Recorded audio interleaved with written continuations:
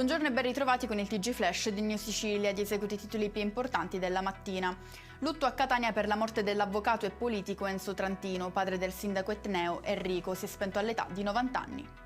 Passiamo all'emergenza idrica in Sicilia. Il ministro per la protezione civile e le politiche del mare, Nello Musumeci, annuncia nuovi fondi per 28 milioni di euro.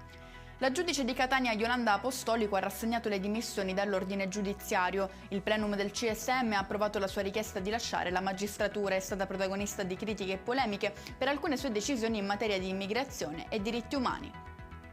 Violento nubifragio nella notte a Milazzo, in provincia di Messina. Il sindaco Pippo Midili ha ritenuto opportuno chiudere per oggi le scuole e attivare il centro operativo comunale per coordinare gli interventi di emergenza.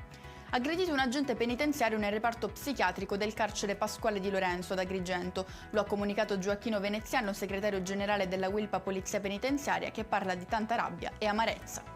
E con questo è tutto. Il TG Flash di New Sicilia vi dà appuntamento direttamente a domani alle 13:30, perché oggi pomeriggio si svolgerà la premiazione dei vincitori del nostro concorso Diventa Giornalista, che potrete vedere integralmente sabato mattina a partire dalle ore 9 sul nostro sito e sui nostri canali social. Grazie per averci seguito, buon proseguimento di giornata.